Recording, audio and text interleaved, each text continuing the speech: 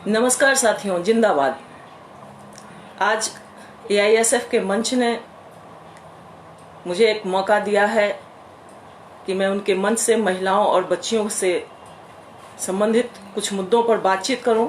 खासकर जो अभी वर्तमान परिस्थिति चल रही है, इस परिस्थितियों में उनके ऊपर जो हिंसा में बढ़ोतरी हो रही है, उन चीज़ों पर बातचीत करूं। मैं सबसे पहले एआईएसएफ के नेतृत्व को धन्यवाद देना चाहती हूं कि उन्होंने, नौजवानों के संगठन ने, छात्रों के संगठन ने महिलाओं और बच्चियों के मुद्दे पर बातचीत करने का सोचा। यही अपने आप में एक बहुत बड़ी पहल है, एक बहुत बड़ी जवाबदेही को संगठन ने निभाने की कोशिश की है और मुझे मौका दिया कि मैं इस बात को आपके बीच रखूं। साथियों, जब भी हम महिलाओं और बच्चियों के बारे में बातचीत करते हैं तो आमतौर पर पहला सवाल ये निकल के आता है कि अलग से उन पर बातचीत करने की क्या जरूरत है, क्योंकि उनके साथ जो कुछ भी घटनाएं घटित होती रहती हैं, हम लोगों को उसे इतना हमने रोजमर्रा की जिंदगी में शामिल कर लिया है कि हम उससे बहुत ज्यादा प्रभावित नहीं होते हैं। हमें लगता है कि ऐसा तो होता ही है, तो इस पर अलग से सोचने की या बात करने की क्या जरूरत है। बहुत सारे नौजवानों के बीच ये बातें निकल के आती हैं कि अभी तो महिलाएं चारों तरफ बाहर निकलती दिखाई पड़ती हैं, हर क्षेत्र में काम करती दिखाई पड़ती हैं, तो इतनी सशक्त हैं, तो उन पर अलग से बात करने की क्या जरूरत है। लेकिन कई बार जो हम खुली आंखों से जिन चीजों को देखते रहते हैं, अगर हमारा दृष्टिकोण स्पष्ट नहीं होता है तो आंखों के सामने बड़ी से बड़ी घटना होती रहती है और हम उसे उस नजरिए से नहीं देख पाते हैं कि ये सही हो रहा है या गलत हो रहा है। इसलिए साथियों, जरूरत है कि हम हमेशा जब भी कोई नई परिस्थिति सामने आए तो जरूर उस परिस्थिति में उस पूरी परिस्थिति का आकलन महिलाओं के दृष्टिकोण से जरूर करें। तो निश्चित रूप से मैं संगठन को धन्यवाद देना चाहूंगी कि आपने जो ये कोविड-19 का महामारी का दौर, जिसने पूरी मानवता को ग्रसित कर रखा है, जिसने पूरे विश्व को ग्रसित कर रखा है, इसमें आपने महिलाओं को नजरिए को समझने की कोशिश की है। इसका मौका आपने अपने सभी नौजवान साथियों को दिया। मैं अपनी और कोई भी बात रखने से पहले इस उम्मीद से बंधी हूं कि इस मंच को सुनने वाले जितने भी लोग होंगे उसमें बड़ी संख्या नौजवानों की होगी और मेरा विश्वास है कि इतिहास के छात्र के नाते कि पूरा इतिहास गवाह है कि पूरी दुनिया में जब भी कोई सामाजिक, आर्थिक, राजनीतिक, सांस्कृतिक, धार्मिक व्यवस्था बदली है, उसमें सुधार की जरूरत हुई है, उसको संभालने की जरूरत हुई है, तो नौजवानों की भूमिका ने उसे तय किया है कि वह किस दिशा में जाएगा। अपना भारत भी नौजवानों की संख्या वाला देश है और मैं जिस मंच से बात कर रही हूँ, नौजवानों का मंच है। इसमें नौजवान बच्चे भी शामिल हैं, बच्चियां भी शामिल हैं। ये बच्चे आपस में मिलके बड़ा से बड़ा संघर्ष करते हैं और उस संघर्ष को जीतते भी हैं। तो साथियों, मैं जो भी बात रखूंगी, मुझे पूरी उम्मीद है कि मेरे नौजवान साथी जो निश्चित रूप से बहुत ही आगे की सोच रखते हैं, अपने समाज के प्रति प्रगतिशील सोच रखते हैं, वो पहले से ऑलरेडी कर रहे हैं आप काम। शायद मेरी बातों से आपको कुछ एक नई दिशा मिले और आप और भी बेहतर तरीके से अपने परिवार के अंदर, अपने समाज के अंदर, अपने शहर के अंदर, अपने राज्य के अंदर महिलाओं के लिए, बच्चियों के लिए कुछ बेहतर पहलकदमी कर सकें। साथियों, जब भी दुनिया में कोई विपदा आई है, चाहे वह मानव जनित विपदा हो या प्रकृति के द्वारा, जो समाज का सबसे कमजोर अंग होता है वह सबसे ज्यादा प्रभावित होता है। जब हम कमजोर अंग की बात करते हैं समाज में, तो समाज में कई तरह की कमजोरियां हैं और उन कमजोरियों को हम भेदभाव के रूप में देख सकते हैं कि इतने प्रकार का भेदभाव हमने अपनी मानव सभ्यता में तय कर दिया, जिसने आज हमारे जीवन को बहुत कठिन बना दिया है और हमारे खुद के बीच से ही कोई ऊपर है और कोई नीचे है। हमने जाति को लेके भेदभाव बनाया, हमने धर्म को लेके भेदभाव बनाया, हमने क्षेत्र को लेके भेदभाव बनाया, हमने भाषा को लेके, लिंग को लेके, नस्ल को लेके, मतलब जहां भी मौका मिला रंग को लेके हमने भेदभाव बनाया। वर्ग, और उसमें जो एक सबसे बड़ा भेदभाव है वो वर्ग को लेके कि अमीर और गरीब। हमने कह दिया स्त्री और पुरुष, हमने सीधा दो हिस्से में बांट दिया, जबकि स्त्री और पुरुष एक दूसरे के पूरक, एक दूसरे के बिना एक कदम चल ही नहीं सकते हैं, दोनों अधूरे हैं। इस चीज को समझने की बजाय हमने उन्हें दो हिस्से में बांट दिया और उसमें हमने क्या कह दिया, हमने एक ऐसी सामाजिक व्यवस्था की संरचना की और जिसमें हमने ये कह दिया कि पुरुष जो है वह ऊपर है और स्त्रियां नीचे।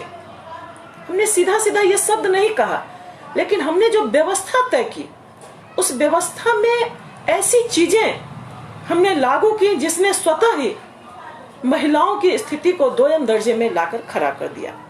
चाहे हम अपनी आर्थिक व्यवस्था देखें, हम राजनीतिक व्यवस्था देखें, हम धार्मिक व्यवस्था देखें, हम सांस्कृतिक व्यवस्था देखें, आप जब इन्हें एक महिला के दृष्टिकोण से देखेंगे, आप एक सजग नागरिक के दृष्टिकोण से जब भी इनका आकलन करेंगे, आपको स्वतः अनुभव होगा कि किस प्रकार महिलाएं दोयम दर्जे में रखी गई। अगर हम वर्ग की बात करें, अमीर गरीब की ही बात करें, तो आप देखेंगे जो हमारी आर्थिक व्यवस्था है वह तय करती है श्रम को, और जब श्रम का मूल्यांकन होता है तो हम क्या मानते हैं कि महिलाएं काम नहीं करती हैं। नहीं, मेरे इस लाइन को सुन के लगेगा अरे नहीं महिलाएं तो काम करती हैं, नहीं। हम जब श्रम की परिभाषा देते हैं तो कहते हैं जिस श्रम के द्वारा उत्पादन हो, जिसका मूल्य मिले, हम सिर्फ उसे श्रम मानते हैं। लेकिन जब हमने श्रम का विभाजन किया तो हमने महिलाओं के हिस्से में कौन सा श्रम दिया? पुनरुत्पादन, रिप्रोडक्शन, है ना। यानी कि रोटी कमाने का काम पुरुषों का और रोटी बनाने का काम महिलाओं का।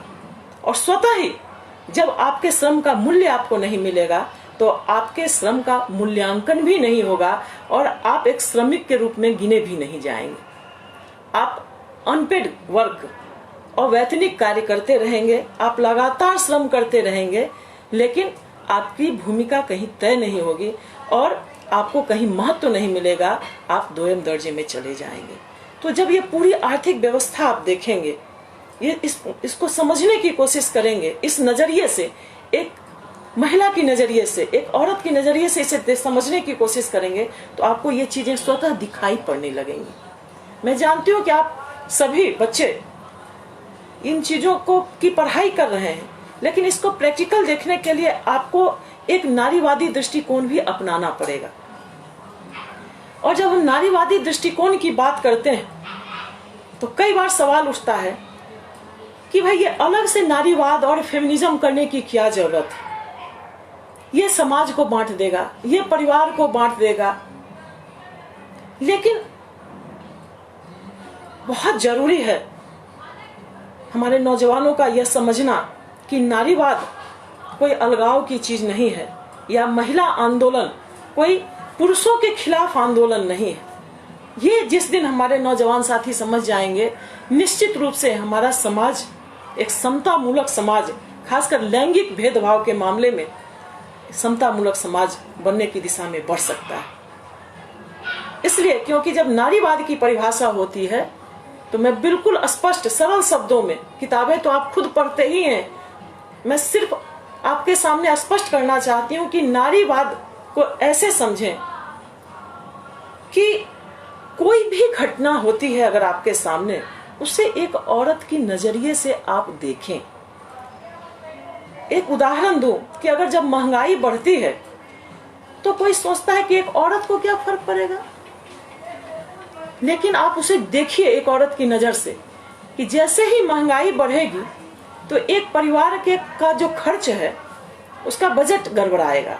आप हमेशा परिवार को केंद्र में रखें किसी भी अवलोकन के समय, कि उस परिवार का बजट जब बिगड़ेगा, स्वास्थ्य पर बजट कम होगा, भोजन पर बजट कम होगा, शिक्षा पर बजट कम होगा।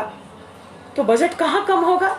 मान लीजिए कि पैसे कम, महंगाई बढ़ गई, स्कूल का फीस बढ़ गया, आपके दो बच्चे हैं, एक लड़का और एक लड़की, दोनों को प्राइवेट स्कूल में पढ़ा रहे हैं, और जब फीस बढ़ा तो आप क्या करेंगे?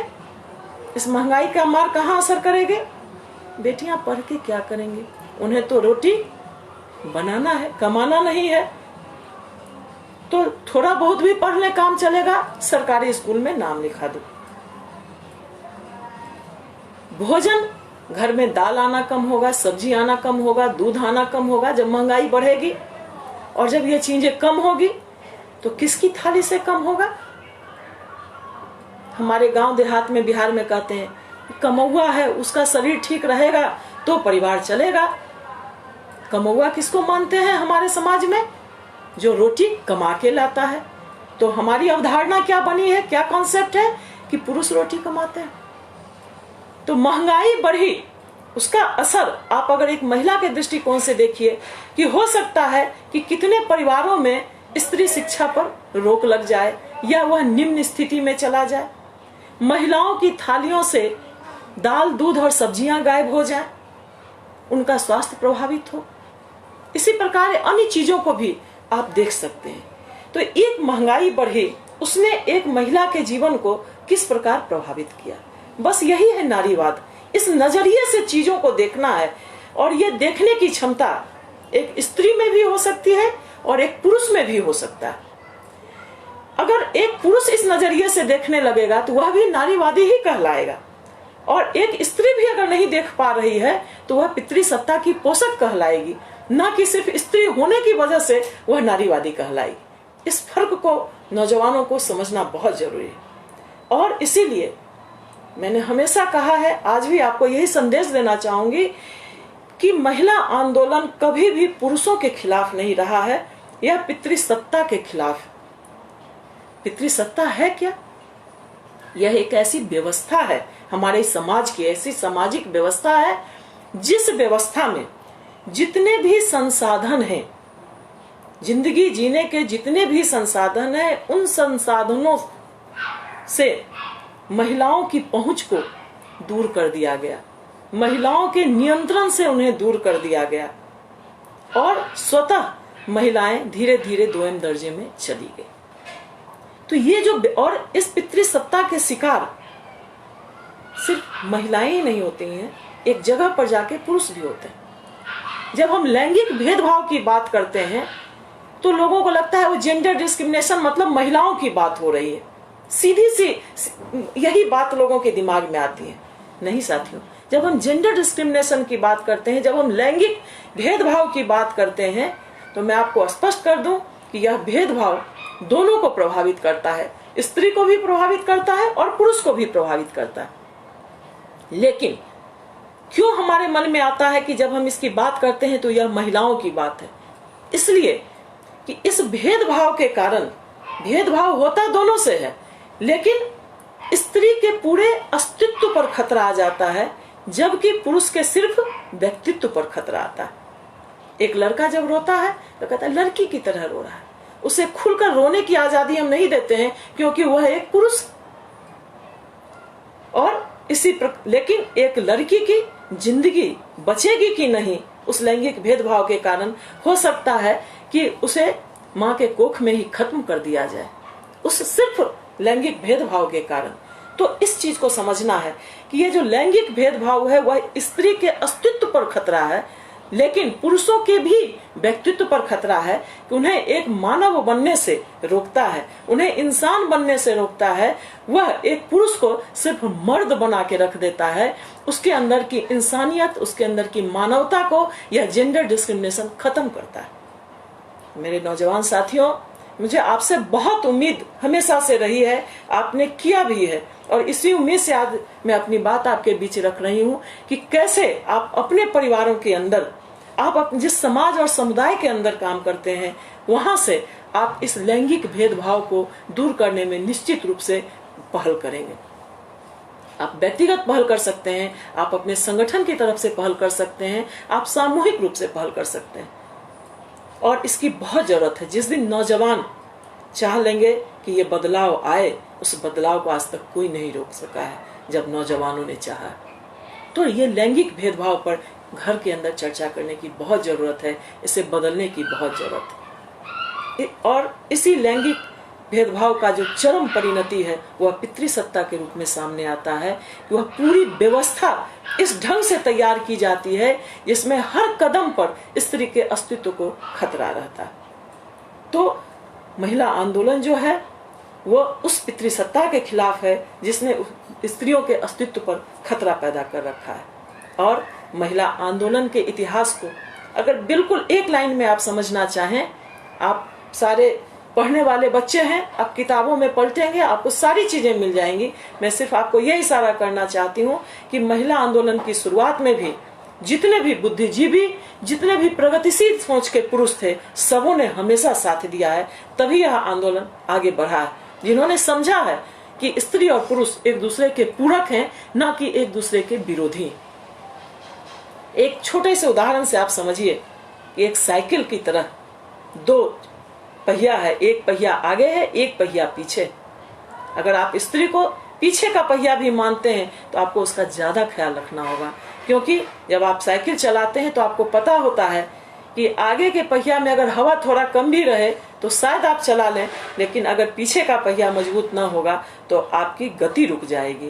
तो ठीक उसी प्रकार अगर समाज में स्त्रियों को आपने मजबूती से नहीं स्थान दिया, उनको सही तरीके से उनका मौका नहीं दिया, उनके अधिकार नहीं दिए, तो आपकी भी गति यानी पूरे समाज की गति प्रभावित होगी। हम कितना भी कह लें कि हम सभी समाज में रह रहे हैं, लेकिन हर कुछ दिन पर हमारे सामने लगातार ऐसी घटनाएं आती रहती हैं जो बार बार मानवता को शर्मसार करती हैं। तो साथियों, आज के इस पूरे दौर को इस नजरिए से कि पितृसत्तात्मक व्यवस्था के नजरिए से, लैंगिक भेदभाव के नजरिए से हमें देखना होगा, हमें सोचना होगा। न सिर्फ स्त्रियों को, न सिर्फ लड़कियों को, बल्कि हमारे पुरुषों को भी, हमारे नौजवान साथियों को भी, और हमारे जितने बेटे हैं, हमारे बेटे अगर इसमें आगे बढ़ के आ जाएंगे तो न सिर्फ पूरे समाज को एक नई दिशा देंगे, मानवता का नया इतिहास आप रच सकते हैं, बदल सकते हैं।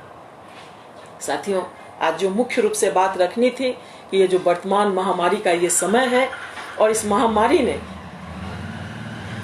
चौतरफा कोई जगह नहीं बची है जिसे इसने अपनी चपेट में नहीं लिया है। पूरी मानवता इसकी चपेट में है, पूरा विश्व इसके चपेट में है, और ऐसी परिस्थिति में हम महिलाओं और बच्चियों के बारे में बात न करें, यह कैसे संभव है। तो निश्चित रूप से मैं एक बार फिर से साधुवाद देती हूँ AISF के नेतृत्व को, जिसने इस महत्वपूर्ण मुद्दे को आज आपके बीच लाने की कोशिश की है और मुझे यह मौका दिया है। साथियों, आप जब पूरा इतिहास पलट के देखेंगे कि जब भी कोई आपदा आती है, चाहे वह प्रकृति की आपदा हो, चाहे वह मनुष्य की लाई हुई आपदा हो, निश्चित रूप से जो सबसे कमजोर वर्ग है, जहां से मैंने बात शुरू की थी, वह सबसे ज्यादा प्रभावित होता है। तो जो लैंगिक भेदभाव का शिकार है, जो आर्थिक भेदभाव का शिकार है, जो हर तरीके से इस तरह के भेदभाव का शिकार है, उसमें महिलाएं, जिसकी ना कोई जाति होती है, जिसका ना कोई धर्म होता है, जब उसके साथ हिंसा होती है, वह सिर्फ और सिर्फ उसे एक औरत की दृष्टि से देखा जाता है, और हिंसा में लगातार बढ़ोतरी होती रहती है, चाहे वह परिवार के अंदर हो, चाहे वह समाज के अंदर। और जब विपदा आती है तो यह हिंसा चाहे अनचाहे सीधे दुगनी और तिगुनी रूप में हमारे सामने आती है। घटनाएं तो पहले भी हो रही थी, लेकिन इस कठिन घड़ी में यह घटनाएं और लगातार बढ़ती ही जा रही हैं। ऐसी परिस्थिति में निश्चित रूप से हम सबों को विचार करने की जरूरत है। मैं थोड़ा अलग अलग तरीके से उन घटनाओं की चर्चा आपके बीच करना चाहूंगी कि जब हम घरेलू हिंसा की बात करते हैं तो साथियों, लोग कहते हैं कि घर सबसे सुरक्षित स्थान है, लेकिन उस घर में भी महिलाएं सुरक्षित नहीं। और एक समय था जब ये सवाल उठा था पूरी दुनिया में, तो लोगों ने कहा था कि अरे घर और हिंसा, क्योंकि आमतौर पर हम हिंसा का मतलब ये समझते हैं कि मार पिटाई, लड़ाई झगड़ा। नहीं, जब हिंसा की बात करते हैं, हम बुद्ध के राज्य के रहने वाले लोग हैं, हमें तो हिंसा को बहुत बारीकी से समझने की जरूरत है कि अगर हमारे किसी वक्तव्य से भी किसी को तकलीफ होती है तो वह हिंसा है। यानी मानसिक हिंसा बहुत ही महत्वपूर्ण है। अभी हमारे राज्य के एक नौजवान कलाकार ने आत्महत्या कर ली। कहीं ना कहीं जो बातें सामने आ रही हैं, हो सकता है कुछ और भी तथ्य हो, लेकिन कहीं ना कहीं वह मानसिक हिंसा का शिकार था। तो मानसिक हिंसा को हम आमतौर पर लेते ही नहीं है। हिंसा की बात होती है तो मार पिटाई, और जब मार पिटाई की बात होती है, महिलाओं के नजरिए से देखें, किसी महिला का पति अगर उसे मार रहा है तो हमारे लिए आम बात है कि कौन बात है भाई, पति है तो मारेगा ही। हमने इस स्तर पर स्वीकार कर लिया है। तो अगर बाकी लोग स्वीकार करते हैं तो चलेगा, लेकिन हमारे पढ़े लिखे नौजवान वो अगर इसे स्वीकार करने लगेंगे तो इस मानव सभ्यता का क्या होगा। यह स्वीकार करने की चीज नहीं है कि एक मनुष्य दूसरे मनुष्य को दास भाव से स्वीकार करे। वो उसका जीवन साथी है, और साथी एक दूसरे पर मार पिटाई नहीं करते हैं, एक दूसरे से बातचीत करते हैं और बातचीत के द्वारा समस्याओं का हल किया जाता है। लेकिन हमने जिसे कहते हैं कि हमने उसे सहजता से स्वीकार कर लिया है। और इसीलिए मैं बार बार कहती हूँ कि आप अपने अंदर जो हमारे नौजवान पुरुष साथी हैं, मैं उनको लिए विशेष रूप से कह रही हूँ कि आपके अंदर जो नारी है, आपके अंदर भी नारीत्व भाव है, वो नारीवाद को आप अपने अंदर जन्म दीजिए। आप देखिए कि आपकी आंख के आगे अगर कोई महिला को उसका पति, भाई, कोई भी अगर पीट रहा है तो आपको स्वीकार नहीं होना चाहिए। ये मानवता के खिलाफ, क्योंकि ये कहीं से किसी भी समस्या का समाधान नहीं हो सकता। तो हिंसा का ये रूप भी स्वीकार नहीं होना चाहिए। और मानसिक हिंसा को तो हम सोचते भी नहीं है कि वह कोई हिंसा है, जबकि मानसिक हिंसा लोगों को मौत के कगार पर ले जाता है। जो अभी ताजा उदाहरण मैं आपसे चर्चा कर रही थी, कितनी ये चूंकि एक बड़ी बात थी, हम सब जान गए कि हमारा एक साथी, हमारे बिहार का एक नौजवान जो बहुत तेजी से आगे बढ़ रहा था, पूरी देश में अपने राज्य का नाम कर रहा था, वो इतनी आसानी से हम सबको छोड़कर चला गया। ऐसी हजारों लाखों की संख्या में महिलाएं हैं जो मानसिक प्रताड़ना के शिकार होकर आत्महत्या कर लेती हैं, लेकिन कहीं चर्चा भी नहीं होती है, कोई जानता भी नहीं है कि उनके चले जाने का कारण क्या था। और जाने के बाद हम किसी न किसी प्रकार से आत्महत्या करने वाले पर ही सारा दोषारोपण देते हैं कि शायद उनके अंदर कोई कमी है। ये मनोविज्ञान का विषय है, इस पर चर्चा होनी चाहिए, इस पर बातचीत होनी चाहिए। इसे इतनी आसानी से भुलाने की जरूरत नहीं है। इसने हमें सबक दिया है कि हमें अपने नौजवानों के बीच निश्चित रूप से इस बिंदु पर बातचीत होनी चाहिए कि हम कैसे मजबूत बन के इस संघर्ष को लड़ें कि हमारा कोई साथी मानसिक हिंसा का शिकार ना हो। वह मजबूती देनी हो, क्योंकि हिंसा के उस रूप को हम अभी देख ही नहीं पा रहे हैं, वह दृष्टिकोण नहीं बन पाया है।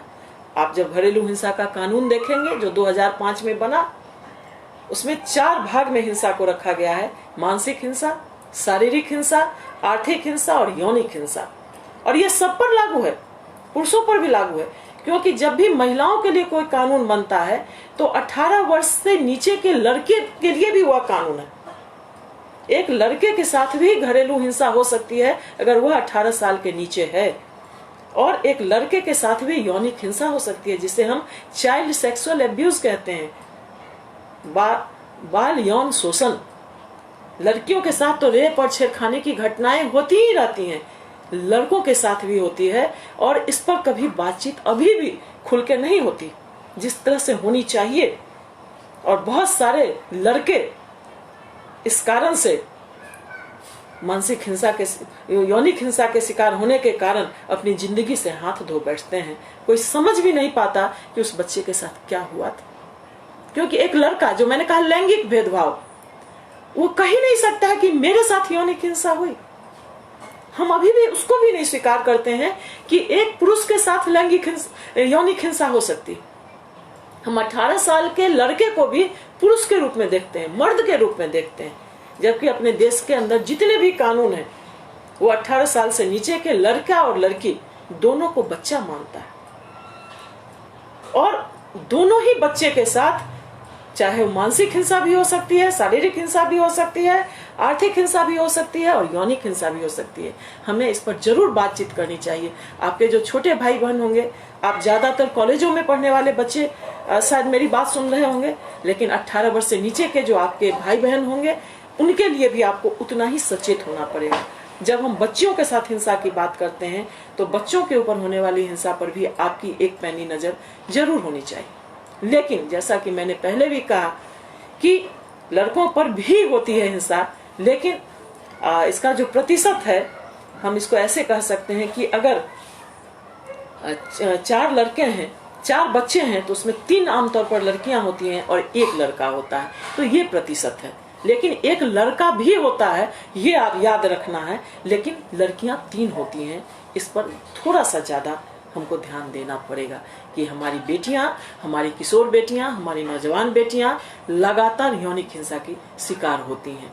और आप लड़ते भी रहे हैं, लेकिन संघर्ष करने से पहले क्यों ना हम इसे रोकने के वाले अंदाज में, इसको लेके जागरूकता के अंदाज में क्यों ना परिवारों के अंदर बातचीत करें। क्योंकि जब हम परिवार की बात करते हैं तो हम सोच ही नहीं पाते हैं कि परिवार में हिंसा होती होगी, जबकि सच्चाई ये है कि परिवार के अंदर, घर के अंदर महिलाएं सुरक्षित नहीं है पूरी तरह जिस तरीके से होना चाहिए। और अभी इस महामारी के दौरान महिलाओं के ऊपर घरेलू हिंसा में लगातार बढ़ोतरी हुई है। लोगों को लगता है कि भाई ऐसा क्या हो गया, अच्छा तो था सब कोई घर में, इतने दिन के बाद मौका लगा कि साथ रह रहे थे, मिलजुल के रह रहे थे। लेकिन फिर यहाँ वही बात है कि आप इसे एक बार नारीवादी दृष्टिकोण से देखें कि क्या सिर्फ साथ रहने भर से प्रेम होता है? नहीं, दूर रह के भी प्रेम हो सकता है और साथ रह के भी प्रेम नहीं हो सकता है, स्नेह नहीं हो सकता। खासकर जब इस तरह की चीजें बनी हुई हैं, महिलाओं के ऊपर, जो मैंने पहले भी कहा कि जो श्रम का विभाजन हुआ, उसमें जो लैंगिक भेदभाव किया, उसने महिलाओं की स्थिति को बहुत खराब कर दिया। तो वो सिर्फ केयर वर्क करती हैं, अनपेड वर्क, जो घरेलू काम वो करती हैं, उसका तो कोई मूल्यांकन ही नहीं है। और इस महामारी के दौरान जो लॉकडाउन किया गया, उसमें महिलाओं के ऊपर जो घरों के अंदर लगातार जो केयर वर्क है उनका, उसका बहुत ज्यादा लोड उन पर आ गया। क्योंकि हमने तय कर रखा है कि घर का काम महिलाएं करेंगी। हमारे समाज में अभी तक यह माहौल नहीं बन पाया है कि काम हर किसी का है, जिसकी जो क्षमता है वह व्यक्ति उस काम को करेगा, ना कि ये काम लड़का करेगा और ये काम लड़की करेगी। लेकिन हम जन्म से ही तय कर देते हैं कि लड़कों का ये काम है, लड़कियों का ये काम है। अगर बाहर से आटा पिसा के लाना है गेहूं से, तो हम लड़कों को भेजते हैं, और रोटी बनाना है तो लड़कियां ही बनाएंगे। जबकि ऐसा भी हो सकता है कि लड़की भी जाके वो आटा पिसा के ला सकती है, जरूरत पड़े तो लड़का भी रोटी बना सकता है। ये क्यों नहीं दिमाग में आता है? और जब तक ये नहीं आएगा, तब तक हिंसा की जो मूल जड़ है उसको हम नहीं मिटा सकेंगे। अगर हम हिंसा के जड़ पर प्रहार करना चाहते हैं, तो जो ये श्रम विभाजन है परिवार के अंदर, परिवार धुरी है। आप सबों ने फ्रेडरिक एंगल्स का नाम सुना होगा साथियों, उन्होंने एक किताब लिखी है, किताब का नाम ही अपने आप में काफी है। और जब उस किताब को अगर मौका लगता है आप जरूर पढ़ें। उन्होंने एक किताब लिखी है, परिवार, निजी संपत्ति और राज्य की उत्पत्ति। परिवार के बाद ही राज्य आया है, जिस पूरे राज्य की कहानी हम सब आज राज्य के खिलाफ खड़े होते हैं, जो उसकी पूरी परिभाषा आई, आप सब पढ़ते हैं उसे। लेकिन आप इसे समझिए, उन्होंने ये शब्द लिखा कि परिवार, निजी संपत्ति और राज्य की उत्पत्ति। परिवार धुरी है। जितनी भी चीजें हम अपने पूरे समाज में देखते हैं, दुनिया में देखते हैं, हमें लगता है ये सब बाहर होता है, घर में नहीं होता है। नहीं, हर चीज की केंद्र बिंदु घर ही है। हर चीज की शुरुआत, लोग कहते हैं राजनीति बाहर होती है। आप बहुत ध्यान से अपने घर का अवलोकन करें, जितनी राजनीति आप बाहर देखते हैं वो सारी राजनीति आपको घर के अंदर भी दिखाई पड़ेंगी। वो सारा जो पावर बैलेंस है जो हम बाहर देखते हैं, वो आपको परिवार के अंदर भी दिखाई पड़ेगा कि परिवार में भी कोई दबंग होता है, परिवार में भी कोई कमजोर होता है, परिवार में भी किसी के हाथ में सारा पावर होता है, नियंत्रण, कि परिवार में जितने भी आर्थिक संसाधन हैं उस पर किसका नियंत्रण है। परिवार में जितने भी डिसीजन होते हैं, निर्णय लिए जाते हैं, बड़े निर्णय, वो कौन लेता है। ये पूरी राजनीति है, ये सिर्फ घर नहीं है। और इस पूरी राजनीति को समझना है तो मौका निकाल के जरूर इस किताब को पढ़ने की कोशिश करें, क्योंकि इतने कम समय में मैं उसका विश्लेषण अभी यहाँ शायद न कर सकूं। भविष्य में कभी मौका मिले तो हम जरूर बात करेंगे, लेकिन आप इसे एक बार सोचिएगा जरूर और आपस में जरूर बात कीजिएगा कि कहीं भी जब भी हम सामाजिक बदलाव की बात करेंगे तो हमको परिवार को, उसको धुरी बनाना पड़ेगा, उसे केंद्र बिंदु में लाना पड़ेगा और बातचीत वहीं से शुरू करनी पड़ेगी। समाज है कौन? जहाँ 10 परिवार है वही समाज। समाज में क्या होता है, क्या प्रतिबिंबित होता है, जो परिवार में होता है वो समाज में प्रतिबिंबित होता है। तो इन चीजों को हमें बहुत ही सूक्ष्म दृष्टिकोण से देखना पड़ेगा, हर क्षण नारीवादी दृष्टिकोण से हमें देखना पड़ेगा। साथियों, इन परिस्थितियों में लगातार परिवार के अंदर जो हमने महसूस किया है, तो लगातार बहनों केस आए हैं हमारे बीच। हमने देखा है कि इस महामारी के दौरान महिलाओं पर घरेलू हिंसा में वृद्धि हुई है। और घरेलू हिंसा, जैसा मैंने पहले ही कहा है, उसकी परिभाषा कहती है कि मानसिक हिंसा, शारीरिक हिंसा, यौनिक हिंसा और आर्थिक हिंसा, ये चारों तरह की हिंसा लगातार इस लॉकडाउन में महिलाओं के ऊपर बढ़ी है। और इसमें भी मैं स्पष्ट कर दूं कि न सिर्फ तथाकथित इस परिवार में और उस परिवार में, हर वर्ग, चाहे वह गरीब से गरीब परिवार में और जो मध्यम वर्गीय परिवार है, उन परिवारों में भी लगातार ये हिंसा बढ़ी है। ऐसे लगातार कंप्लेन, चाहे महिला आयोग, जबकि हम सब जानते हैं कि बहुत ज्यादा सूक्ष्मता से वो काम नहीं कर पाती हैं, लेकिन महिला आयोग की अध्यक्षा ने स्वीकार किया कि लगातार लॉकडाउन में उनके पास घरेलू हिंसा के केसेस आए। ये पूरे विश्व स्तर पर इसको आंका गया है। और खासकर जब हम निम्न वर्ग की बात करते हैं, जो सबसे कमजोर वर्ग की बात करते हैं, वहाँ की महिलाओं ने इसे बहुत ज्यादा झेला है। उन्होंने तो कम से कम कहा भी है, दिखाया भी है। और मिडिल क्लास की महिलाओं ने जो इस हिंसा को झेला है, वो बहुत खुले तौर पर इसे कह भी नहीं पाई। जो कामकाजी महिलाएं हैं, जो काम करती हैं, जो घर के लिए रोटी भी बनाती हैं और घर के लिए रोटी कमाती हैं, उन्होंने तो दोहरी हिंसा को झेला है इस पूरे लॉकडाउन। तो उसे हम इस नजरिए से हमें देखना पड़ेगा और फिर हमें उनके लिए कुछ पहल करनी पड़ेगी। घर के अंदर की हिंसा के बाद अगर हम बाहर की बात करें, जो बाहर आपने देखा किस प्रकार से जब हमारे मजदूर ने लौटना शुरू किया, तो उसमें महिलाओं की स्थिति, पुरुषों ने भी उतने ही कष्ट भोगे, स्वाभाविक रूप से महिलाओं ने दुगने कष्ट भोगे। लोग कहेंगे भाई महिलाओं ने दुगना कष्ट कैसे भोगा? क्या आपको पता है? हमारे साथी कभी खुल के बात नहीं करते हैं। हमने इतने इसमें परत दर परत डाले हुए हैं कि हम कभी अपने बेटों से चर्चा नहीं कर सकती हैं। कोई बेटा नहीं जानता है कि उसकी माँ को प्रति महीने माहवारी आती है और उस 4 दिनों में, उन 3 दिनों में उसकी माँ कष्ट में है। और माँ का जब वो नहीं जानते हैं तो वो पत्नी के भी दुख को नहीं समझते हैं, वो बहन के दुख को भी नहीं समझते हैं, वो अपनी किसी महिला मित्र के दुख को नहीं समझते हैं। और ये उनकी जैविक प्रक्रिया है, बायोलॉजिकल फर्क है। और ये फर्क इसलिए बनाया गया ताकि स्त्री पुरुष की संरचना जो है वो खत्म ना हो, या प्रजाति खत्म ना हो मनुष्य की। एक दूसरे के पूरक के रूप में दोनों के शरीर में 2 अलग अलग चीजें दी गई ताकि मनुष्यता बची रहे, मनुष्य बचा रहे। लेकिन हमने उसे स्त्री का उस मजबूत पार्ट को स्त्री के कमजोर पार्ट के रूप में देखा, उसे शर्मिंदगी के रूप में देखा। तो जब हम पैदल चलते हैं, जब हम असहज स्थिति में रहते हैं, और उन 4 दिनों में थोड़ा आराम तो चाहिए, थोड़ी सुविधाएं तो चाहिए, लेकिन हमारी उन मजदूर बहनों की आप कल्पना कीजिए, उन बेटियों की कल्पना कीजिए जिन्होंने न जाने कितने किलोमीटर पैदल चला है, इन परिस्थितियों में चला होगा, वो किसी को कह भी नहीं पाई होंगी उन्होंने क्या तकलीफ झेली हुई होगी। कितनी बहनों ने, जो कि समाचार पत्रों में भी आए, जिन्होंने रास्ते में बच्चे को जन्म दिया है। एक गर्भवती स्त्री के लिए वह कितना कठिन समय रहा होगा, उस पूरे परिवार के लिए कितना कठिन समय रहा होगा। तो झेला तो पूरे परिवार ने, लेकिन उस स्त्री ने जिसने बच्चे को जन्म दिया होगा, उसने उस कष्ट को झेला होगा। तो लगातार महिलाओं ने इस प्रकार से कष्ट को झेला है। उसको दूसरे नजरिए से देखें, जो हमारी कुछ संगठन लगातार इन प्रवासी मजदूरों के साथ सड़क पर खड़े होकर उनके बीच खाना बांटने का काम, दवाइयां बांटने का काम कर रहे थे।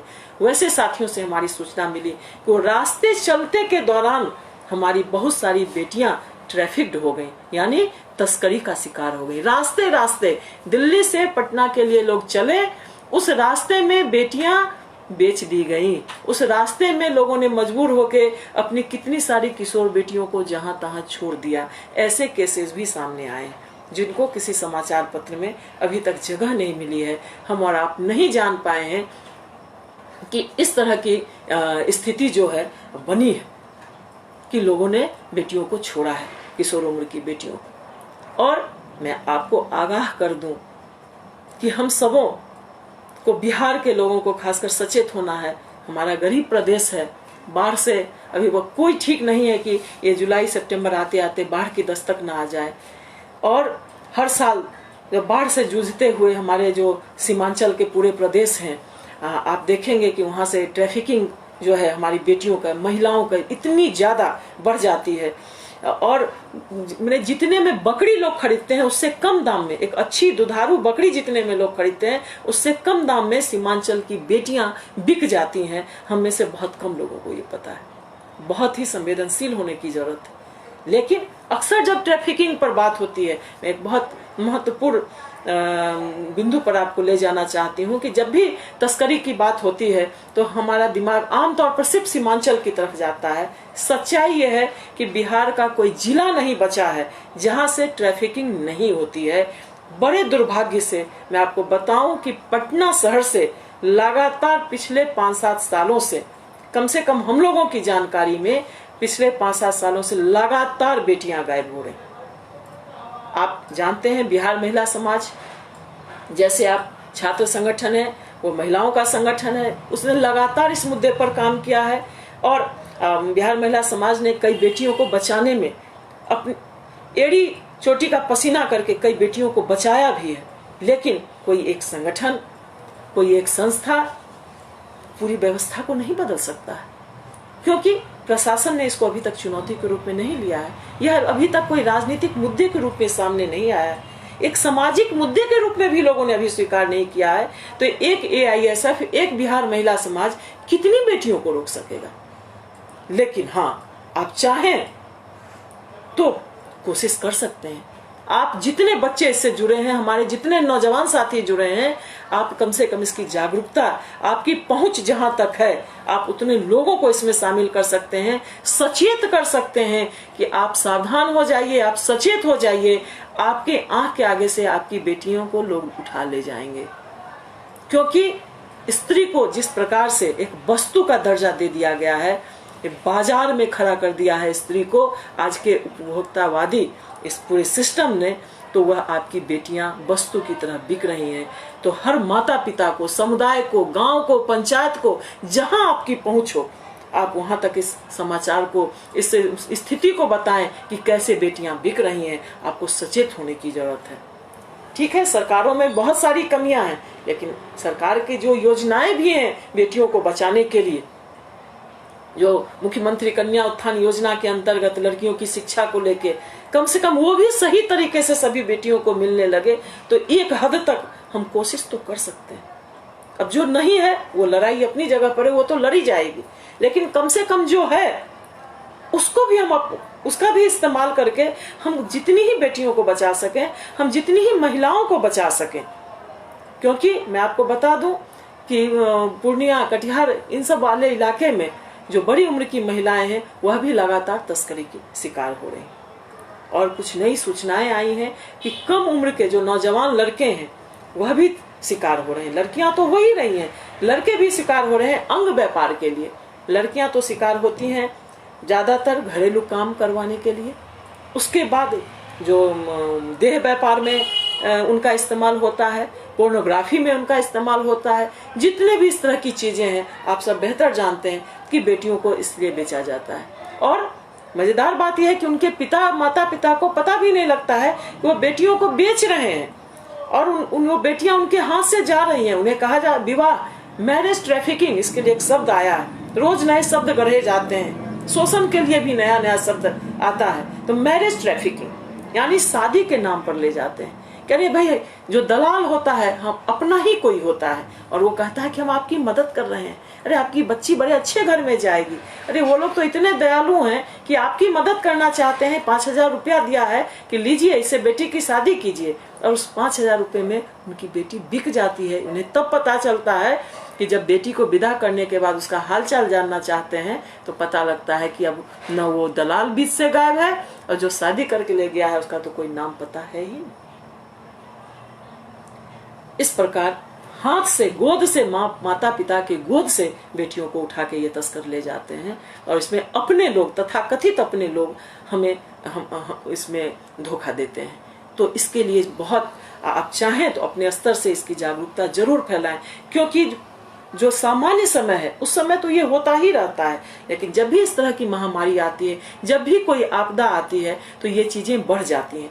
क्योंकि जो गरीब हैं, और निश्चित रूप से ये सारे संगठन हम उस वर्ग के साथ खड़े हैं जो सबसे कमजोर वर्ग है, और उस कमजोर वर्ग पर जब आफत आती है तो चौतरफा आफत आती है। और इन परिस्थितियों में आके वह मानवता भी कई बार, जब पेट की भूख, जब पेट की आग लगती है, तो मानवता शर्मसार होने वाली घटनाएं शुरू हो जाती हैं कि एक पिता अपनी बेटी को डोली पर भेजने की बजाय, स्कूल भेजने की बजाय उसे बेच देता है।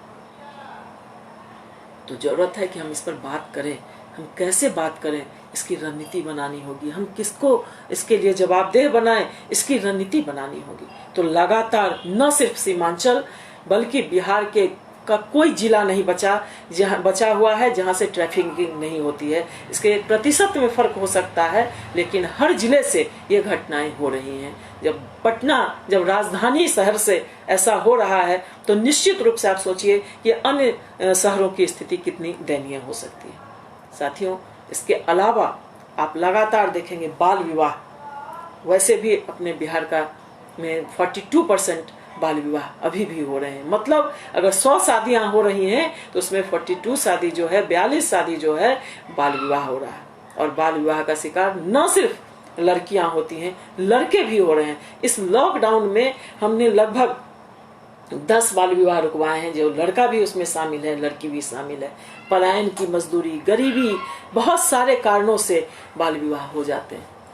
लेकिन इस बाल विवाह को रोकने के लिए सरकार भी अभियान चला रही है, बहुत सारी योजनाएं भी आई हैं, लेकिन अभी भी वो चीजें जमीन पर नहीं पहुंची हैं, लोगों तक नहीं पहुंची हैं। जो बाल विवाह प्रतिषेध पदाधिकारी हैं, उन्हें मालूम ही नहीं है कि मैं ये पदाधिकारी हूँ, क्योंकि वो प्रभार में होते हैं। उनकी ट्रेनिंग भी होती है, लेकिन एक ट्रेनिंग के बाद वो भूल जाते हैं। तो कहीं ना कहीं हम सबको लिए यह जानना जरूरी है। खासकर जब मैं बाल विवाह की बात कर रही हूँ, तो मैं आपको बताऊं कि हर ब्लॉक का वीडियो ये बाल विवाह प्रतिषेध पदाधिकारी है, सारे एसडीओ बाल विवाह प्रतिषेध पदाधिकारी हैं। हर पंचायत का मुखिया, जो पंचायत स्तरीय कार्यबल है, उसका अध्यक्ष है, उसकी जवाबदेही है कि वो अपने पंचायत में बाल विवाह न होने दे। और डीडीसी की अध्यक्षता में जिला स्तरीय कार्यबल, टास्क फोर्स जिसे कहते हैं, डीटीएफ, पीटीएफ, ये सारी चीजें कागज पर आ चुकी हैं। लेकिन इसे कैसे जमीन पर लाया जाए, कैसे उन्हें, उस प्रशासन तंत्र को भी सक्रिय और सजग किया जाए, शायद हम उसमें कुछ अपनी भूमिका निभा सकते हैं। मैं उस पर बाद में बात करूंगी, लेकिन इन चीजों को हम सब लोगों को बहुत सोचना पड़ेगा कि किस प्रकार से अभी महिलाओं और बच्चियों पर लगातार अलग अलग तरीके से परिवार के अंदर और समाज के अंदर ये हिंसा बढ़ी है, और कंटिन्यू अभी लगातार इसमें बढ़ोतरी होने ही वाली है। अभी स्कूल बंद है, आपको नहीं पता चल रहा है। जैसे ही स्कूल खुलेंगे आपको सचेत होना पड़ेगा, स्कूल खुलने से पहले सचेत होना पड़ेगा। आप देखेंगे, आप चाहें तो विद्यार्थी हैं, ज्यादातर नौजवान हैं, आप पता लगा सकते हैं, सिर्फ अपने जहां के आप रहने वाले हैं उस पंचायत पर ही नजर आप डाल लेंगे कि अचानक से आप देखेंगे कि ड्रॉप आउट की संख्या, यानी स्कूल छोड़ने वाले बच्चों की संख्या बढ़ेगी, और उसमें लड़कियों की संख्या ज्यादा होगी। ये माना जाता है कि जैसे ही ड्रॉप आउट बढ़ता है, इसका मतलब है कि वो लड़का जो है, लड़का अगर ड्रॉप आउट कर रहा है तो वो लड़का बाल मजदूरी में जा रहा है, और लड़की अगर ड्रॉप आउट हो रही है तो निश्चित रूप से वो बाल विवाह की शिकार हो जाएगी, या वो ट्रैफिकिंग की शिकार हो जाएगी। तो अभी जब जुलाई, अगस्त या सितंबर में स्कूल खुलेंगे, तो उस एक नई चुनौती के लिए तैयार रहना पड़ेगा कि शिक्षा से भी हमारे जो कमजोर वर्ग के बच्चे हैं, और इसमें लड़के और लड़कियां दोनों आते हैं, ये दोनों बच्चे शिक्षा से वंचित होने की स्थिति में आएंगे, और निश्चित रूप से लड़कियों की संख्या ज्यादा होगी। और इसको हम कैसे ठीक कर सकते हैं, इसकी भी रणनीति हमें बनानी होगी। हमको सजग रहना पड़ेगा कि हमारे वैसे कमजोर वर्ग के बच्चे शिक्षा से वंचित न हो जाएं, तो हम क्या करें इसके लिए। तो यह एक नई चुनौती, एक नई प्रकार की हिंसा शिक्षा के क्षेत्र में बढ़ने वाली है। आप देखेंगे कॉलेजों से भी ड्रॉप आउट होगा, सिर्फ स्कूलों से नहीं, क्योंकि ये इस बार की जो ये महामारी है, इस बार की जो आपदा है, इसने कोई वर्ग ऐसा नहीं है जिसे प्रभावित नहीं किया। तो निम्न वर्ग और मध्यम वर्ग में भी जो बहुत लोग बेटियों को उच्च शिक्षा दे रहे थे, कॉलेज भेज रहे थे, कोचिंग भेज रहे थे, हो सकता है आप देखेंगे आपके बहुत सारे साथी आपके कोचिंग से बिछड़ने वाले हैं। आपको नजर रखनी होगी, आपको अभी से नजर रखनी होगी कि कैसे उनकी शिक्षा को कंटिन्यू करने के लिए आप लगातार करते ही रहते हैं। हम सब देखते हैं, आपने ही इस एक संघर्ष को बचा के रखा है कि एक छात्रों के लिए क्या होना चाहिए। लेकिन अभी आपका संघर्ष बहुत ही चुनौतीपूर्ण होने वाला है, जब आप देखेंगे कि आपके बीच के साथी पढ़ाई छोड़ के जा रहे हैं, क्योंकि इस महामारी ने अर्थव्यवस्था पर जो चोट किया है, इसने किसी भी वर्ग को, जो सबसे कमजोर वर्ग है उसकी स्थिति तो दयनीय है ही, लेकिन निम्न वर्ग, मध्यम वर्ग जो है वह भी इससे अछूता नहीं रहा है। जो मध्यम वर्ग था वह निम्न वर्ग में बदलने जा रहा है, उसकी स्थिति बहुत दयनीय होने जा रही है। और इस जो छोटे छोटे व्यवसायी थे, जो छोटे सीमांत किसान थे, जो किसी तरह अपने बेटे बेटियों को बाहर पढ़ने भेज रहे थे, तो स्कूलों से तो होना है, कॉलेजों से भी ड्रॉप आउट की संख्या बढ़ सकती है। तो इस पर आपको रणनीति अभी से बनानी होगी कि क्या किया जा सकता है, क्या करना चाहिए। एक बहुत बड़ी चुनौती शिक्षा के क्षेत्र में आपके सामने आने वाली है। तो निश्चित रूप से कि जब हमारे पास पैसा कम होगा, हमारे पास एक ही बच्चे को पढ़ाने का पैसा होगा, तो हम तय करेंगे एक माता पिता के नाते कि हम बेटे को शिक्षित करें। हम वहां पर सोचेंगे चलो बेटी को था पैसा तो पढ़ा रहे थे, अब क्या करेंगे, छोड़ो बेटी को रोक देते हैं। तो हमें सचेत होना पड़ेगा, हमें इस पर बातचीत करनी होगी कि इसका दूसरा रास्ता क्या हो सकता है कि दोनों बच्चे की शिक्षा बनी रहे। तो शिक्षा के क्षेत्र में भी यह भी हिंसा होगी। सबों को लग रहा होगा कि बात हिंसा की हो रही थी, लेकिन ये शिक्षा की बात हो रही है, स्वास्थ्य की बात हो रही है। यही तो है कि किसी भी अधिकार का हनन अगर होगा एक स्त्री के, एक बच्ची के, तो वह उसके ऊपर हिंसा है। अधिकारों का हनन ही तो हिंसा है। हिंसा है क्या? तो जहां भी अधिकारों का हनन होगा, चाहे वह शिक्षा के क्षेत्र में हो, वह स्वास्थ्य के क्षेत्र में हो, वह संपत्ति के क्षेत्र में हो, कहीं भी अगर एक महिला के, एक बच्ची के अधिकारों का हनन हो रहा है, तो आप समझिए कि उसके साथ हिंसा हो रही है। कई बार यह हिंसा परिवार करेगा, कई बार यह हिंसा समाज करेगा, और कई बार यह हिंसा राज्य के द्वारा भी होगा। तो इस प्रकार की हिंसा के लिए हम सबको तैयार रहने की जरूरत है, और इस पर हमें रणनीति बनानी होगी। साथियों, जो महिलाओं के साथ घरेलू हिंसा होती है, कानून उसके लिए भी बना है। जो उनके ऊपर यौनिक हिंसा है, कानून उसका भी बना है। जो मैंने चाइल्ड सेक्सुअल अब्यूज की बात की, यौनिक हिंसा की बात बच्चों के साथ, चाहे लड़के हो या लड़कियां, उनके लिए भी कानून बना है।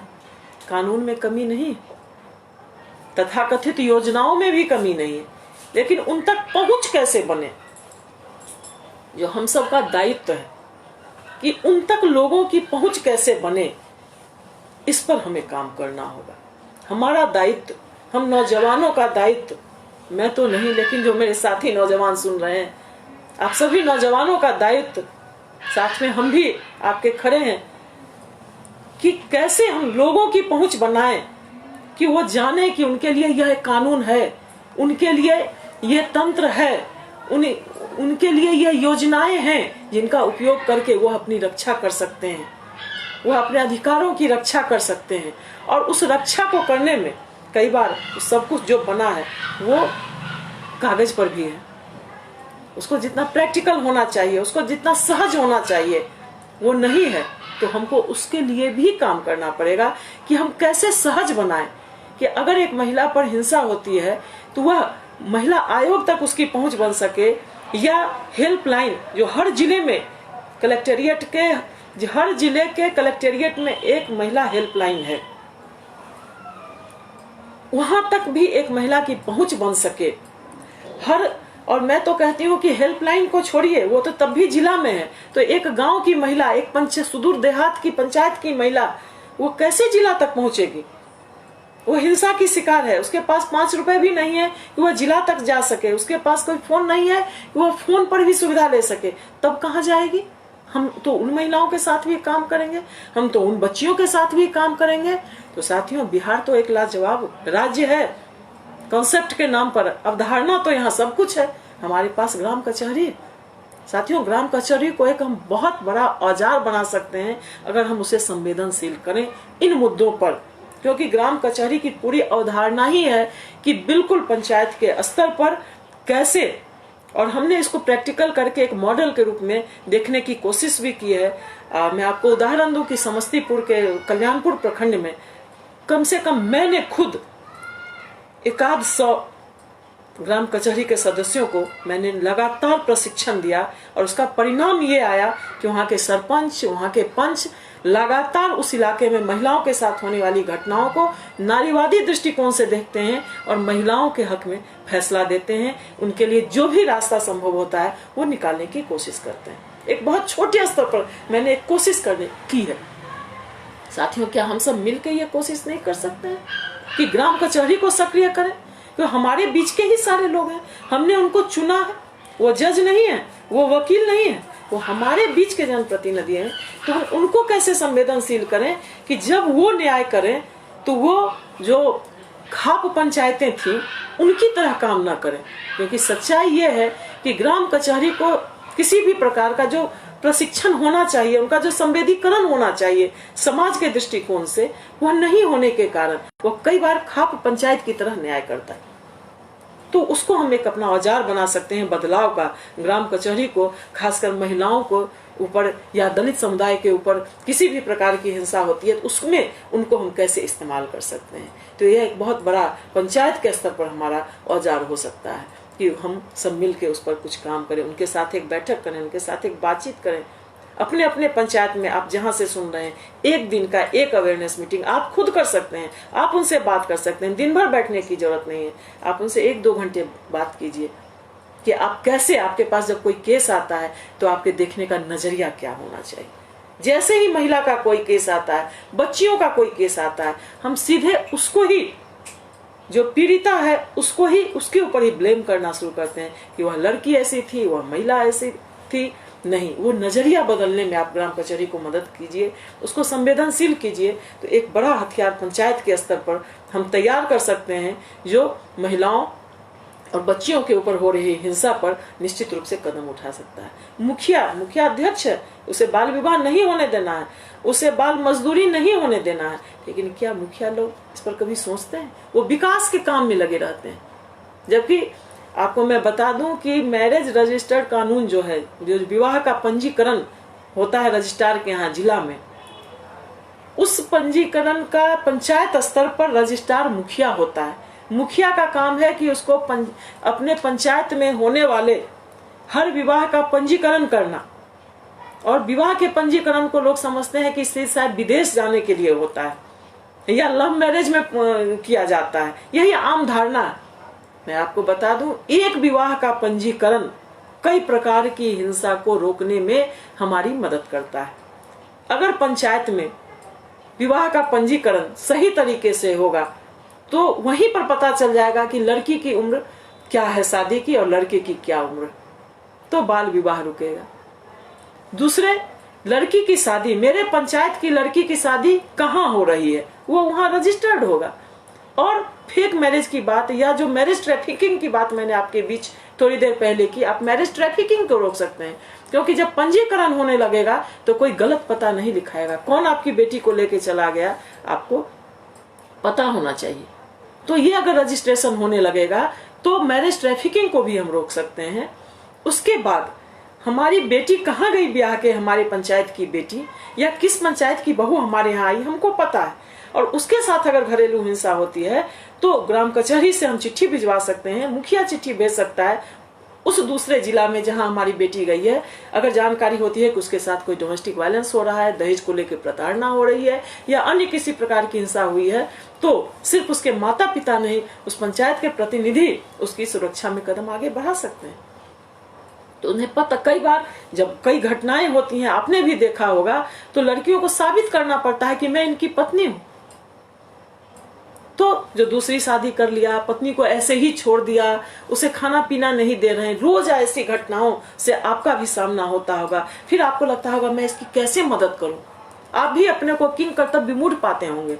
तो ये सारी चीजें हैं, ये सारे कानून हैं, लेकिन साथियों ये कोई भी कागज के नीचे उतरने को तैयार नहीं है। एक तो लोगों को जानकारी नहीं है, दूसरे कि जो जानते भी हैं वो चाहते नहीं है कि ऐसी चीजें सामने आए। लोग सिर्फ बाजार में उलझे हुए हैं, सिर्फ पूंजी की बात होती है, सिर्फ पैसे की बात होती है। तो इस तरीके से जो है इन चीजों को लेके लोग आगे बढ़ रहे हैं। जरूरत है सामाजिक बदलाव, जब तक नहीं होगा ये पैसा भी किसी काम का नहीं होगा। आज कितने पैसे होते हुए भी बहुत लोग भूखे रह गए। लॉकडाउन ने ऐसी स्थिति पैदा कर दी। कमाया हुआ पैसा लोगों के हाथ में नहीं आ सका। अगर सामाजिक व्यवस्था सही होती तो शायद कोई भूखा नहीं रहता। ये सामाजिक व्यवस्था में जो हमने इतने सारे भेदभाव डाले हैं, हमने कभी इन पर गंभीरता से विचार किया होता कि जिस पूरी व्यवस्था को हमने एक अच्छे सभ्य मानव समाज बनाने के लिए किया था, आज वह व्यवस्था हमारी सभ्यता को खत्म कर रही है। क्या आज उसमें बदलाव की जरूरत नहीं है? एक बार फिर से इसे सोचा जाना चाहिए, नौजवानों की तरफ से सोचा जाना चाहिए, नारीवादी दृष्टिकोण से सोचा जाना चाहिए। और जब आप ये सोचेंगे तो निश्चित रूप से आप जो कदम उठाएंगे वो राजा राम मोहन राय और दयानंद सरस्वती इस तरह के लोगों की याद दिलाएगा। वो एक थे, आप 1000 वैसे तैयार हो सकते हैं। जरूरी नहीं है कि इतिहास में उसी रूप में हमारा नाम आए, लेकिन उन्होंने कदम उठाया। उन्होंने उस दृष्टिकोण से उस जमाने में देखा जब ये शब्द था भी नहीं। तो हमें जरूरत है कि उस नजरिए से सारी समस्याओं को हम देखें कि जब तक हम बैलेंस नहीं करेंगे, संतुलित नहीं करेंगे समाज को, हम कितना भी अच्छा कर लें, हमारा एक हिस्सा अगर झुका हुआ है, हमारा पीछे का पहिया अगर पंचर हो जाता है, हम एक कदम भी नहीं चल सकते हैं। तो हमारे समाज में, हमारे परिवार में अगर स्त्री, अगर बेटी अगर दुखी है, अगर वह हिंसा की शिकार है, तो वह अपने अधिकारों से वंचित है, तो वह परिवार भी कभी आगे नहीं बढ़ेगा, वह समाज भी कभी आगे नहीं बढ़ेगा। तो इस कठिन परिस्थिति में सबों की कठिनाई बढ़ गई है, लेकिन इस कठिन परिस्थिति में जरूरत है कि आप अपने परिवार के अंदर, आप अपने समाज के अंदर महिलाओं और बच्चियों पर जो लगातार हिंसा बढ़ रही है, कार्य क्षेत्र में आप देखें कि महिलाएं जब काम करने निकलती हैं, हम कहते हैं कि महिलाएं सिर्फ घर संभालती हैं। सच्चाई मैं आपको बताऊं, जो असंगठित क्षेत्र में जब महिलाएं काम करती हैं, वो अगर रोटी कमाने ना निकले, वो अगर काम ना करें, तो उन घरों में चूल्हे नहीं जलेंगे। तो महिलाओं के ऊपर तो दोहरा बोझ। आप कभी गूगल पर भी सर्च करेंगे डबल वर्डन एक शब्द, तो आपको पता चलेगा दोहरा बोझ क्या है महिलाओं पर, कि उन्हें रोटी कमाना भी है, रोटी बनाना भी है। लेकिन हमने श्रम का चूंकि विभाजन सही तरीके से नहीं किया है, हमने महिलाओं के श्रम का मूल्यांकन नहीं किया है, तो हम उन्हें हमेशा अनपेड वर्क में डाल देते हैं, या जब हम उन्हें काम पर भेजते हैं तो हम उन्हें अंडरपेड कर देते हैं कि जिस वेतन के लायक हैं वह उचित वेतन उन्हें नहीं देते हैं, उन्हें काम करने का उचित माहौल नहीं देते हैं। वह जहाँ काम करने जाती हैं, लोग कहते हैं अरे महिला जब काम करने निकल ही गई, जब आरक्षण ले ही लिया, कई बार बिना आरक्षण के भी जाती हैं, आरक्षण के भी जाती हैं, लेकिन हमारे मन में जो ये पूर्वाग्रह है वो हमें मजबूर कर देते हैं कि हम महिलाओं को अच्छा माहौल नहीं देते हैं। आप देखेंगे चारों तरफ आपको दिख रहा होगा कि इतनी महिलाएं तो घर से बाहर हैं, महिलाएं तो अब सारा काम करती हैं, हर क्षेत्र में है। लेकिन मैं आपको बताऊं, ILO की रिपोर्ट है कि लगातार 2013 के बाद से श्रम बल में, वर्क फोर्स के रूप में महिलाएं घट रही हैं, महिलाएं वापस घरों की तरफ लौट रही हैं। क्यों? क्योंकि कार्य क्षेत्र में जहां वो काम करने जाती हैं, चाहे वह संगठित क्षेत्र हो चाहे असंगठित क्षेत्र हो, दोनों क्षेत्रों में उनके साथ दोहरा व्यवहार होता है। उनको उचित वेतन नहीं दिया जाता है, 2 तरह की मजदूरी मिलती है। चाहे खेत में काम करने वाली मजदूर हो, वहां भी पुरुष मजदूर को अलग मजदूरी, महिला मजदूर को अलग मजदूरी। इसी प्रकार अन्य क्षेत्रों में भी महिलाओं के साथ लगातार ये चीजें लागू होती है। इसके अलावा कार्य क्षेत्र पर में भी यौनिक हिंसा उनके साथ होती है कि आप एक महिला के रूप में आप किसी के साथ चली जाएं तो आपका तरक्की हो जाएगा, अगर आप नहीं करेंगे तो आपको पीछे हटा दिया जाएगा। तो इस तरह की लगातार व्यवहार, तो आप देखेंगे उसके लिए भी कानून है कि कार्यस्थल पर जो महिलाओं के साथ यौनिक हिंसा है उसको लेके भी कानून बना है। उसके लेके 2 समिति बननी है कि जहां भी 10 कर्मचारी हैं वहां एक इंटरनल कंप्लेन कमेटी होगी। हर जिले में एक लोकल कंप्लेन कमेटी होगी, जहां महिलाएं कामकाजी महिलाएं, उनके साथ अगर उनको सही माहौल नहीं मिल रहा है, उनके साथ अगर यौनिक हिंसा हो रही है तो वह कंप्लेन करें। लेकिन यह भी कागजों पर है, बहुतों को पता भी नहीं है कि क्या ऐसा कोई कानून है। महिलाओं को मैटरनिटी लीव जिस तरीके से मिलना चाहिए, मैं आपको एक छोटी सी जानकारी दूं, आपको आश्चर्य होगा कि जब महिलाओं को जो उनके पीरियड होते हैं, माहवारी जो होती है, उसके लिए उन्हें छुट्टी दी जाती है, तो महिलाएं कई बार शर्म के कारण वो छुट्टी नहीं ले पाती है, क्योंकि जब वो कहने जाती हैं कि मुझे वो उस एक दिन की स्पेशल छुट्टी चाहिए, तो उनका मजाक उड़ाया जाता है, उन पर तंज कसे जाते हैं। तो ये स्थिति है कि समाज ने अभी भी उस रूप में स्वीकार नहीं किया है, और इस कारण महिलाएं वर्कफोर्स से पीछे हट रही हैं। तो जब आधी आबादी वर्कफोर्स से हट जाएगी, उसके कार्य का आप मूल्यांकन नहीं करेंगे, उसके श्रम को सही मूल्य आप नहीं देंगे, तो आप भी उतने ही पीछे चले जाएंगे। यह सोच जब तक नहीं बदलेगी, जब तक इससे लेके संघर्ष नहीं होगा, हर स्तर पर परिवार, समाज, सरकार, हर स्तर पर हमें संघर्ष करना पड़ेगा, हमें बातचीत करनी पड़ेगी, हमें एक माहौल बनाना पड़ेगा कि हम अपनी जो आधी आबादी है उसको कैसे सशक्त करें, उसे कैसे सुरक्षित करें, तभी हम भी संतुलित तरीके से जो हम समता मूलक समाज की बात करते हैं वो बना सकेंगे। साथियों, बातें बहुत हैं। जब मैंने जितने भी शब्द आपके बीच में कहे, मैंने जितनी समस्याएं अभी आपके बीच कही, अपने आप में एक एक दिन उसके गहन विश्लेषण में चले जाएं तो अपने आप में वो दो दिन चर्चा करने का विषय है। लेकिन मैंने एक छोटी सी, बहुत छोटी सी कोशिश की है कि आपका सिर्फ ध्यान दिलाऊं, क्योंकि मुझे पता है कि मुझे शायद आप जितने साथी सुन रहे हैं, आप अपने आप में सभी विद्वान साथी हैं, आप सभी पढ़ने वाले साथी हैं, आपको सारे तथ्य मालूम है। मैं सिर्फ समाज की जो सच्चाई है उसे देखने का एक नजरिया आपको पेश कर रही हूँ कि अगर आप देख रहे हैं कि एक स्त्री कहीं मार खा रही थी, अरे ये तो होता ही है, इस नजरिए से देखना बंद करें। महिलाओं के ऊपर होने वाली हिंसा को, बच्चों के ऊपर होने वाली हिंसा को, बच्चियों के ऊपर होने वाली हिंसा को, और आपकी पहलकदमी हो, आप पंचायत स्तर से इसकी पहलकदमी शुरू कर सकते हैं, हम राज्य स्तर पर इसकी बात कर सकते हैं, हम सरकार से एडवोकेसी कर सकते हैं, इसके लिए हम इसको संघर्ष का रास्ता भी निकाल सकते हैं।